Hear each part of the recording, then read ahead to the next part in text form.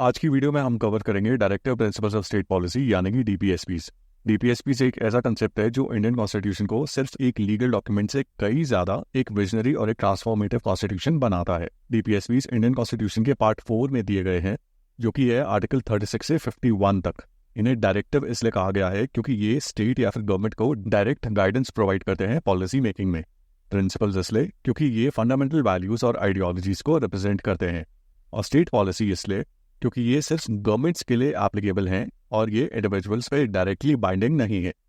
DPSPs की अगर हम कोर फिलॉसफी देखें तो इस फिलॉसफी के अकॉर्डिंग गवर्नमेंट का मेन काम सिर्फ लॉ एंड ऑर्डर मेंटेन करना नहीं है, बल्कि सिटीजन्स का ओवरऑल वेलफेयर इंश्योर करना है।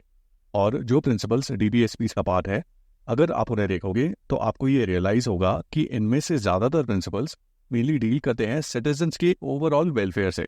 अगर गवर्नमेंट डीपीएसपीज को इम्प्लीमेंट करती है तो इससे सिटीजन्स का ओवरऑल वेलफेयर इंश्योर किया जा सकता है। अब देखते हैं डीपीएसपीज का हिस्टोरिकल कंटेक्स्ट और origin. Now DPSPs basically deal करते हैं with social and economic justice. देखो, पॉलिटिकल जस्टिस और पॉलिटिकल इक्वालिटी तो हमें फंडामेंटल राइट्स के थ्रू मिल जाती है, जैसे कि सभी के पास एसोसिएशन फॉर्म करने की फ्रीडम होना एक्सेट्रा। लेकिन जहां तक सोशल और इकोनॉमिक जस्टिस है तो ये प्रमोट होता है डीपीएसपीज के थ्रू। लेकिन सोशल जस्टिस और इकोनॉमिक जस्टिस क्या होता है? सोशल जस्टिस का मतलब है कि सोसाइटी में सबको इक्वल ट्रीटमेंट मिलना चाहिए, चाहे वो किसी भी रिलीजन, कास्ट, जेंडर या इकोनॉमिक बैकग्राउंड से हो। जैसे कि अगर दो स्टूडेंट्स इक्वली टैलेंटेड हैं तो दोनों को सेम अपॉर्चुनिटीज मिलनी चाहिए एजुकेशन में, जॉब में, हेल्थ केयर में। सोशल जस्टिस इंश्योर करता है कि सोसाइटी में कोई डिस्क्रिमिनेशन ना हो और वीकेस्ट सेक्शंस को एक्स्ट्रा सपोर्ट मिले ताकि वो मेन स्ट्रीम में आ सके। फॉर एग्जाम्पल, इमेजिन करो एक दलित स्टूडेंट और एक जनरल कैटेगरी का स्टूडेंट, दोनों इक्वली स्मार्ट है, लेकिन हिस्टोरिकल रीजंस की वजह से दलित स्टूडेंट की फैमिली में एजुकेशन का ट्रेडिशन नहीं है और उसके पास रिसोर्सेज भी कम है। यहाँ सोशल जस्टिस ये कहता है कि स्टेट को रिजर्वेशन, स्कॉलरशिप्स और स्पेशल कोचिंग जैसी चीजें प्रोवाइड करनी चाहिए ताकि ये इनइक्वालिटी बैलेंस हो सके। और ये चीजें हमारे डीपीएसपीज के थ्रू प्रमोट करी गई हैं। जैसे कि डीपीएसपीज में आर्टिकल 46 कहता है कि शेड्यूल कास्ट, शेड्यूल ट्राइब्स और बाकी वीकर सेक्शंस के वेलफेयर को गवर्नमेंट के द्वारा प्रमोट किया जाना चाहिए। दिस इज सोशल जस्टिस जो कि डीपीएसपीज प्रमोट करते हैं। नाउ जहां तक इकोनॉमिक जस्टिस की बात है तो इकोनॉमिक जस्टिस का मतलब है कि सोसाइटी में वेल्थ और रिसोर्सेज का फेयर डिस्ट्रीब्यूशन होना चाहिए और सबको बेसिक नेसेसिटीज जैसे कि फूड, शेल्टर, हेल्थ केयर और एम्प्लॉयमेंट गारंटीड मिलनी चाहिए।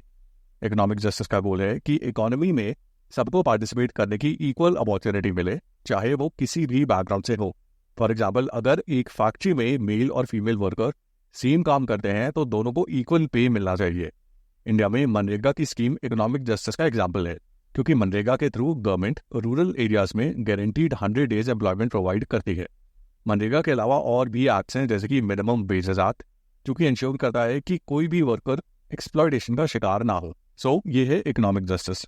नाउ जहां तक फंडामेंटल राइट्स की बात है तो ये मेनली पॉलिटिकल राइट से डील करते हैं, लेकिन कुछ सोशियो इकोनॉमिक एस्पेक्ट्स भी फंडामेंटल राइट्स में हमें देखने को मिलते हैं। जैसे कि आर्टिकल 16 वीकर सेक्शंस के लिए रिजर्वेशन का प्रोविजन प्रोवाइड करता है। लेकिन जो डीपीएसपीज हैं ये मेनली सोशियो इकोनॉमिक एस्पेक्ट से ही डील करते हैं।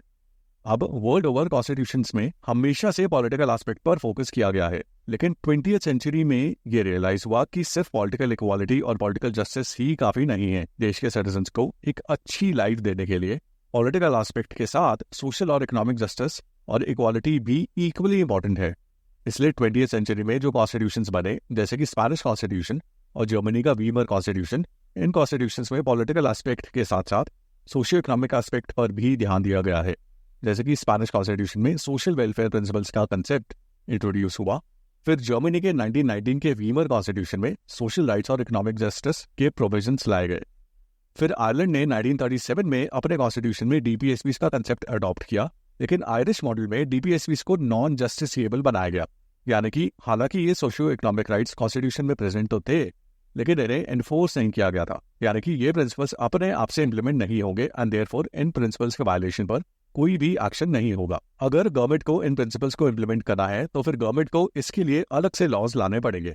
और इंडिया की कॉन्स्टिट्यूएंट असेंबली ने जब कॉन्स्टिट्यूशन बनाया तो एग्जैक्टली यही आयरिश अप्रोच हमारे कॉन्स्टिट्यूशन में भी फॉलो करी गई।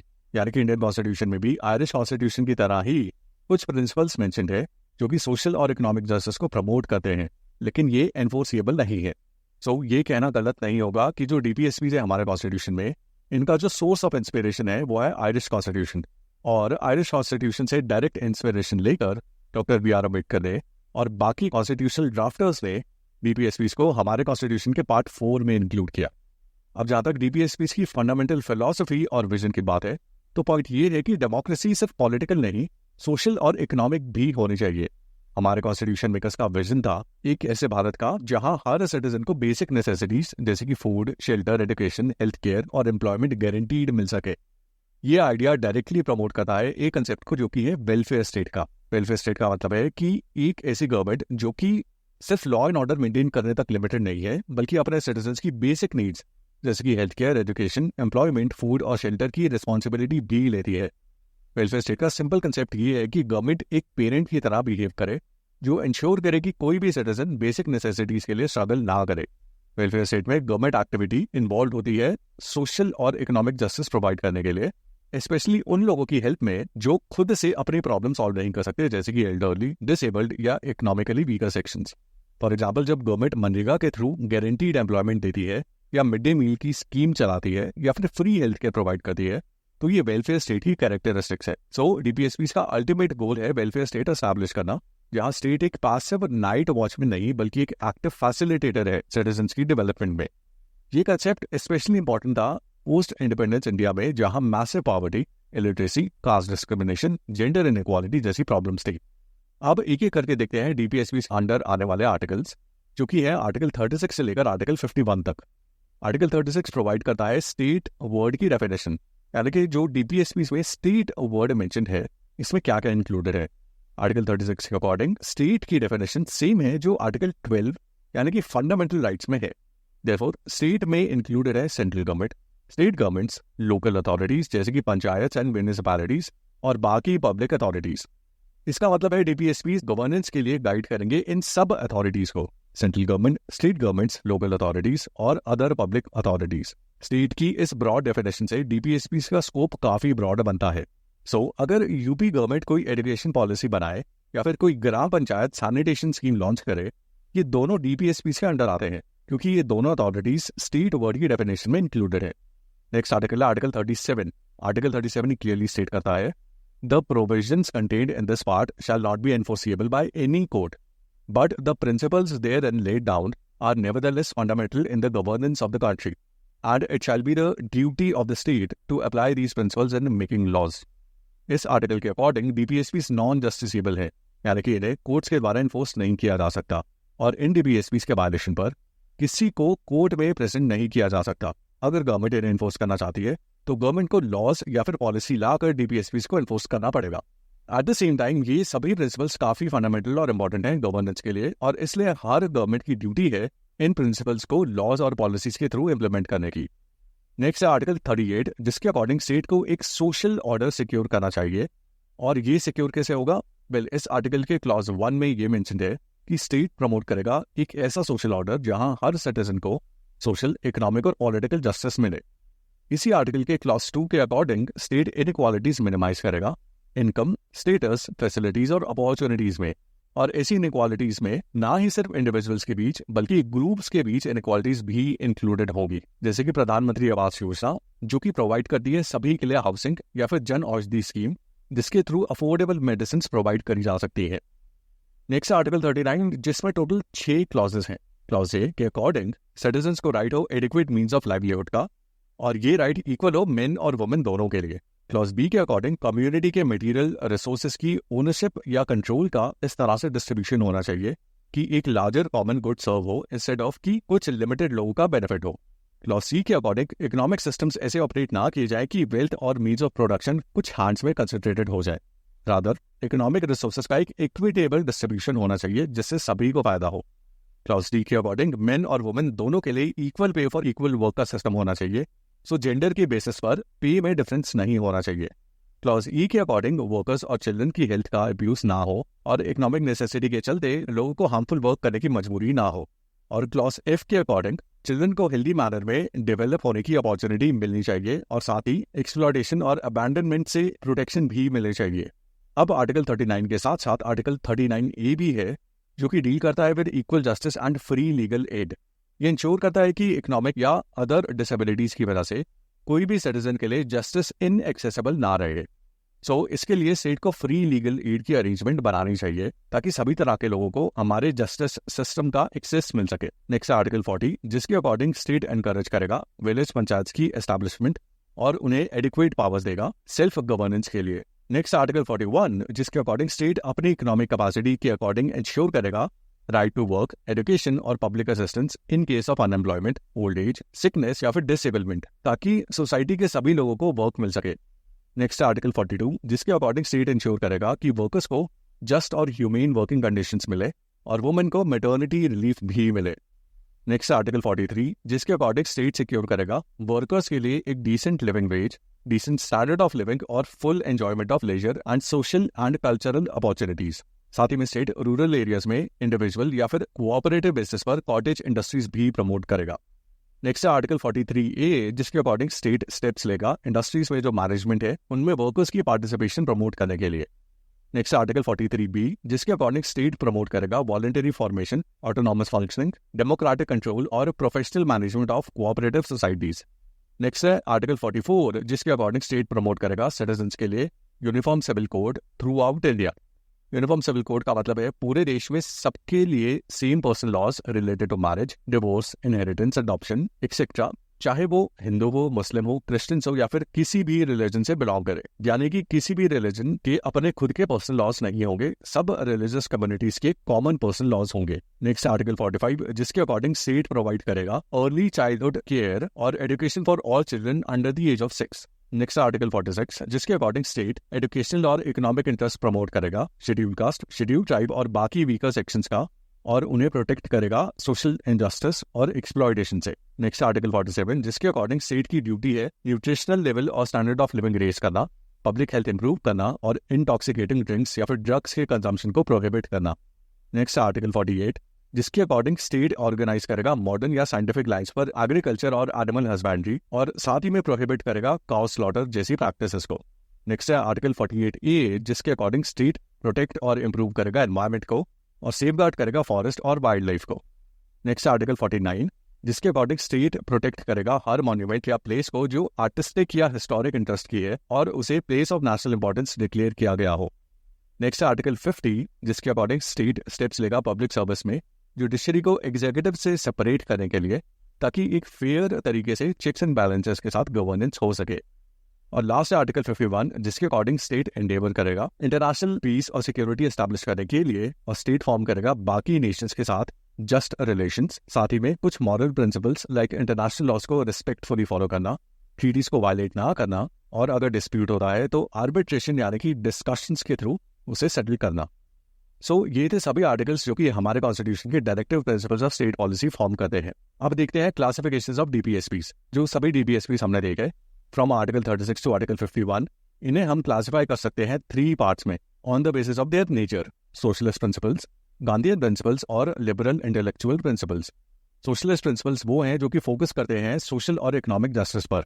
Article 38 social order, 39 adequate livelihood and wealth distribution, 39A free legal aid, 41 right to work, 42 just working conditions, 43 living wage, 43A workers participation और आर्टिकल 47 जो कि है पब्लिक हेल्थ। ये सब सोशलिस्ट आइडियोलॉजी को रिफ्लेक्ट करते हैं। इनका गोल है सोशियो इकोनॉमिक इनइक्वालिटी रिड्यूस करना और इंश्योर करना कि बेसिक नेसेसिटी सबको मिले। MNREGA, public distribution system, banks की नेशनलाइजेशन, लैंड रिफॉर्म्स एक्सेट्रा, ये सब सोशलिस्ट डीपीएसपीज के एग्जाम्पल में आते हैं। नेक्स्ट है गांधीयन प्रिंसिपल्स। महात्मा गांधी की फिलॉसफी से इंस्पायर्ड ये प्रिंसिपल्स फोकस करते हैं decentralised democracy, rural self reliance और मॉरल वैल्यूज पर। Article 40 village panchayat, article 43 cottage industries promotion, article 46 weaker section upliftment, article 47 prohibition of intoxicants, article 48 scientific agriculture and cow protection और article 43B जो कि deal करता है cooperative से। गांधी जी के vision को ये सब इम्प्लीमेंट करते हैं। Panchayati Raj system, khadi promotion, self governance groups etcetera, इनमें गांधीयन प्रिंसिपल्स का रिफ्लेक्शन दिखता है। और लास्ट है liberal intellectual principles. Western liberal thought से इन्फ्लुएंस ये प्रिंसिपल्स फोकस करते हैं इंडिविजुअल फ्रीडम, नेशनल थिंकिंग और प्रोग्रेसिव वैल्यूज पर। Article 44 uniform civil code, article 45 education for children, article 48A environmental protection, article 49 cultural heritage, article 50 judicial independence, और article 51 international cooperation, ये सब articles modern constitutional democracy के essential elements हैं। Environmental laws, education policies, judicial reforms, international treaties, ये सब liberal intellectual DPSPs के outcomes है। So ये था क्लासिफिकेशन ऑफ डीपीएसपीज। और जैसे कि मैंने आपको बताया कि डीपीएसपीज नॉन जस्टिसेबल है, यानी कि डीपीएसपीज फंडामेंटल राइट्स की तरह ऑटोमेटिकली इंप्लीमेंट नहीं होते, बल्कि इन्हें इंप्लीमेंट करने के लिए गवर्नमेंट को लॉज बनाने की जरूरत है। और अगर इन डीपीएसपीज का कहीं वायलेशन होता है तो जिसने इन्हें वायलेट किया है उसे कोर्ट में नहीं लेके जाया जा सकता फॉर वायलेटिंग डीपीएसपीज। लेकिन डीपीएसपीज को नॉन जस्टिसेबल क्यों बनाया गया, फंडामेंटल राइट्स की तरह इन्हें जस्टिसेबल क्यों नहीं बनाया गया? डीपीएसपीज को डेलिबरेटली नॉन जस्टिसेबल बनाया गया क्योंकि कॉन्स्टिट्यूएंट असेंबली को ये रियलाइजेशन थी कि न्यूली इंडिपेंडेंट इंडिया के पास इमीडिएट रिसोर्सेज और कैपेसिटी नहीं थी सभी डीपीएसपीज को साइमल्टेनियसली इंप्लीमेंट करने की। और इसलिए अगर ये डीपीएसपीज एनफोर्सिएबल होते तो गवर्नमेंट पर इम्प्रैक्टिकल बर्डन आ जाता इन्हें इंप्लीमेंट करने का। लेकिन इसका मतलब ये नहीं है कि डीपीएसपीज को मीनिंगलेस समझा जाए। देखो, डॉक्टर बी.आर. अम्बेडकर का ये फर्म बिलीव था कि डेमोक्रेटिक प्रोसेस में पॉलिटिकल प्रेशर और पॉपुलर वोट की पावर इतनी स्ट्रांग होती है कि कोई भी रिस्पॉन्सिबल गवर्नमेंट डीपीएसपीज को इग्नोर नहीं कर सकती। अम्बेडकर का लॉजिक ये कहता है कि डीपीएसपीज का इम्प्लीमेंटेशन पब्लिक के फेवर में है क्योंकि डीपीएसपी से सोशल और इकोनॉमिक जस्टिस प्रमोट होगा। इसलिए जाहिर सी बात है कि गवर्नमेंट के आगे पब्लिक डीपीएसपीज को इम्प्लीमेंट करने की डिमांड रखेगी और डेमोक्रेसी में गवर्नमेंट को अल्टीमेटली पब्लिक के सामने आंसर देना पड़ता है। सो अगर गवर्नमेंट डीपीएसपीज को इम्प्लीमेंट नहीं करेगी तो इलेक्शंस के टाइम गवर्नमेंट को वोट्स भी कम मिलेंगे और इलेक्शंस हारने के चांसेस ज़्यादा होंगे।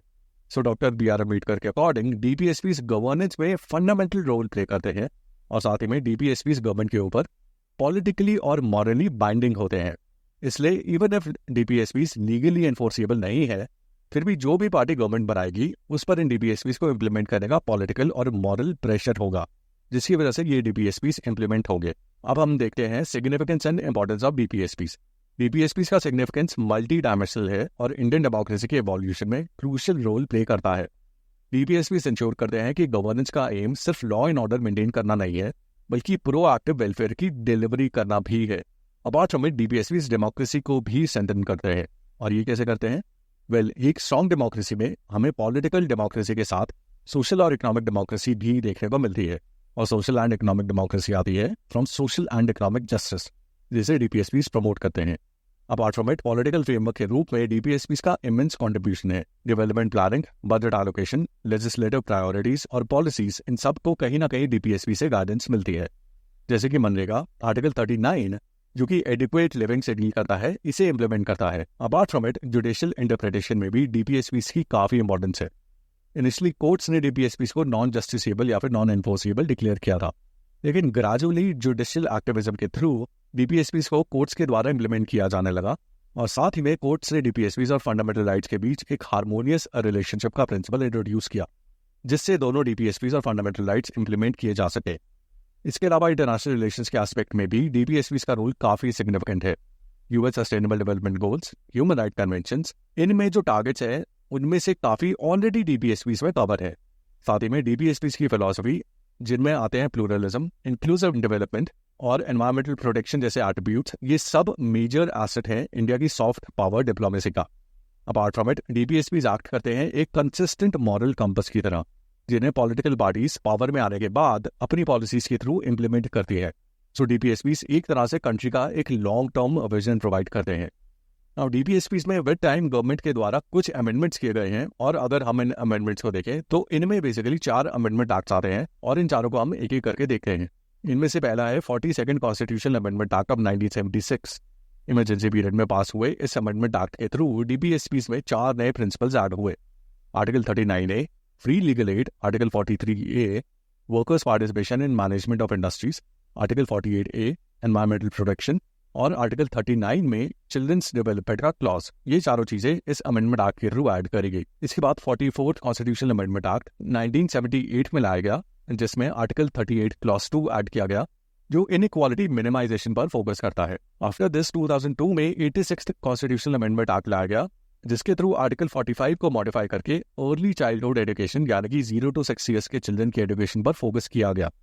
और फिर 2011 में 97th अमेंडमेंट एक्ट के थ्रू आर्टिकल 43B ऐड किया गया, जो कि प्रमोट करता है कोऑपरेटिव सोसाइटीज को। ये अमेंडमेंट एक्ट कोऑपरेटिव मूवमेंट को कॉन्स्टिट्यूशनल रिकॉग्निशन देता है और कोऑपरेटिव सोसाइटीज की डेमोक्रेटिक और ऑटोनॉमस फंक्शनिंग एनकरेज करता है। अब देखते हैं कुछ चैलेंजेस डीपीएसपीज की इम्प्लीमेंटेशन को लेकर।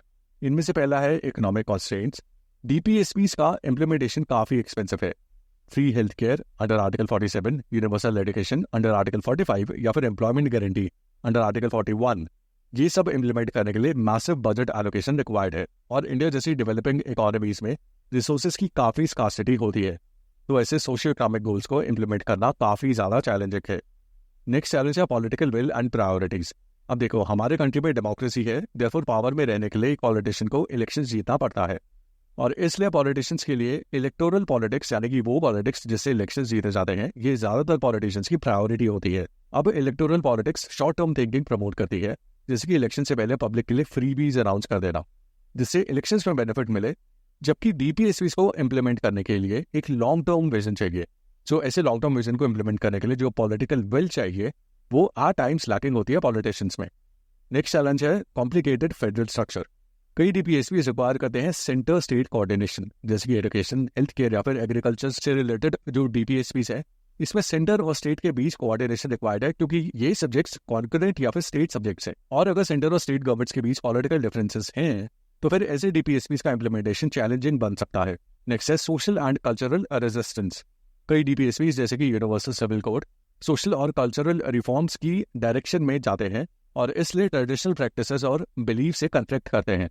सोशल एक्सेप्टेंस के बिना ऐसे डीपीएसपीज को इम्प्लीमेंट करने के लिए जो लीगल प्रोविजंस होंगे वो इफेक्टिव नहीं हो सकते। सो ये थे कुछ चैलेंजेस डीपीएसपीज की इम्प्लीमेंटेशन को लेकर। So directive principle of state policy ने इंडियन कॉन्स्टिट्यूशनल डेमोक्रेसी को एक यूनिक कैरेक्टर दिया है। ये इंश्योर करते हैं कि गवर्नेंस सिर्फ लॉ एंड ऑर्डर मेंटेन करने के लिए नहीं है, बल्कि सिटीजन्स की एक हॉलिस्टिक डेवलपमेंट करने से भी डील करती है। नॉन जस्टिसेबल नेचर के बावजूद डीपीएसपीज का influence policy making, judicial interpretation और नेशनल विजन सेटिंग में काफी इमेंस है। सो ये था डीपीएसपीज का topic. I hope you like the video. Follow for more.